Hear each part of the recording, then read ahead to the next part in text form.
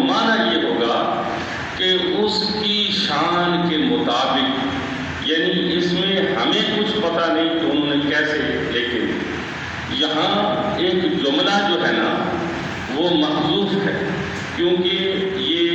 والفجر، یہ واو قسمیہ آ رہی ہے ہر جگہ پر، تو اس کے پہلے محذوف کیا ہے؟ اقسم باللہ، میں قسم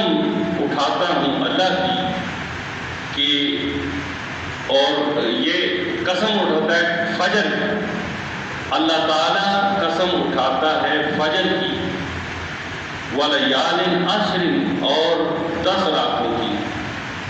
وَالشَّفْعِ وَالْوَتْرِ، اور شفع اور وتر کی، وَاللَّيْلِ إِذَا يَسْرِ، اور رات کی جب وہ چلی جائے، حل فی ذالک قسم لذی حجر، کیا حل دو معنوں میں استعمال ہوتا ہے، استفہامیہ بھی ہوتا ہے، تحقیق کے معنی میں بھی ہوتا ہے۔ میں انشاءاللہ اس کے موقع پر اس کی وضاحت کروں گا۔ ایک سوال پنجابی میں گل کرنا، ویسے میری عادت اردو چ گل کرن دی ہے، لیکن ایتھے جس لیے آنا تو مینوں ساتھی کہندے نے تسی پنجابی بول گل کرو، تو میں یہ سوچنا پیا کہ بجائے اس دے کہ مینوں کوئی آ کے تسی پنجابی چ گل کرو، میں خود ہی پیدا کر دینا۔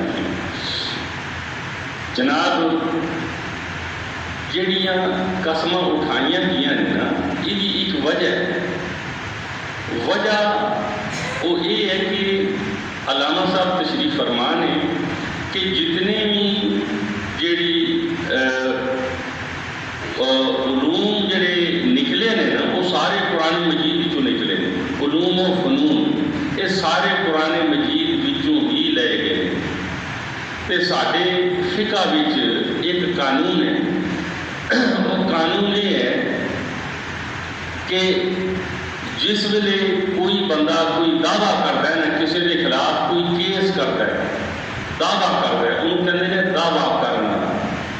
فلانے نے دعویٰ کیا، عربی انہوں کہتے ہیں مدعی، یعنی دعویٰ کرنے والا، اور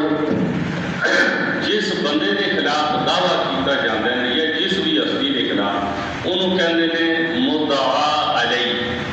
کہ وہ دے خلاف دعویٰ کیتا گیا ہے۔ تے یہ جڑا قانون ہے نا، یہ اسے ایک قسم جڑی ہے قرآن مجید کی اسے قانون کی لیا گیا ہے، کیونکہ فقہ وچ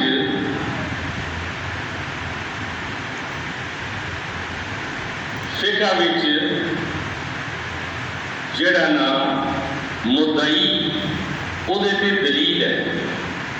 جڑا دعویٰ کرنے والا بندہ ہے نا وہ تے ہے انہیں گواہی پیش کرنی، دلیل پیش کرنی،